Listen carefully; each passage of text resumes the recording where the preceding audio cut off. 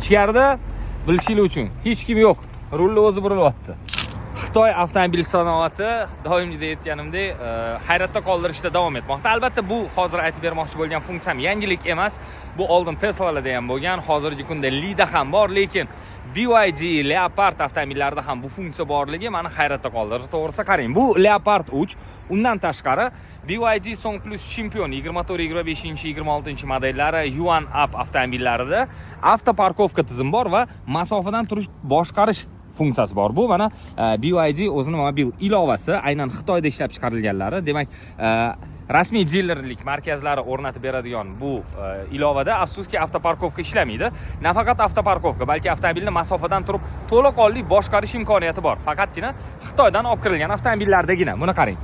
Ilova ulangan. Mana hozir uladik. Mashinaga ulandi. Telefon. Endi qarang, buni qarang.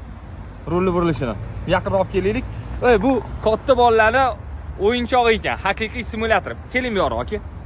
Mana bu Abdulla akam, mana o'zlari aynan mana shunaqa mobil ilovalarni va Xitoyda ishlab chiqarilgan avtomobillarga ilovalar o'rnatish bilan shug'ullanadi. To'g'ri nima qilasiz, aka? Rusifikatsiya, sim karta, приложение.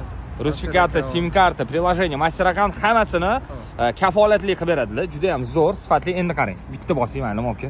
Mana bosib tursam bo'ldimi? Qarang. Hozir rul burilib turibdi. Buni qarang. Buni bosaman. Rul buriladi. Bosaman aka, mana ketdi.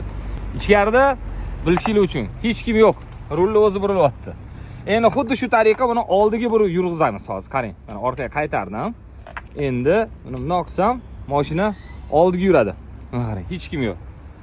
Endi mashinaga olib kirib bering o'zingiz Abdulla aka. Va videomiz uzun bo'lib ketyapti, lekin bu qoyil. Keling. Qo'lda ushlab turib, mashinani yurg'izib, o'ynab tursa bo'lar ekan. Ajoyib. Mana qarang, ichkarida hech kim yo'q. Telefon yordamida avtomobilni harakatlantiramiz. Demak, tez yurmaydi. O'rtacha bir 2 km/soatga yuradi. Bu albatta nima deydi? Xavfsizlik taraflama juda ham zo'r. Endi bu narsa nima uchun kerak deyilsa, har xil ba'zi bir farosatli akalarimiz bor, haydovchilarimiz mashinani juda ham yaqin qo'yib ketishadi. Va undan tashqari hozirgi kunda qorli, yomg'irli holatlarda yo'l joylar kir bo'lib, loy bo'lib qolsa, mashinani olib chiqib olish kerak bo'lsa, mana shu ilova yordamida olib chiqish mumkin. Eslatib o'taman, Leopard 3 BYD Song Plus Champion 24, 25, 26 modellari, C-Line 6 Yuan Up avtomobillarida mana shu funksiya ishlaydi. Demak, mana shunaqa ajoyib xizmatlar, rusifikatsiya, sim karta o'rnatish, ilova o'rnatish xizmatlariga mana Abdulla akamga bemalol murojaat qilsangiz bo'ladi. Biz esa ozgina bu mashina bilan o'ynashib turamiz.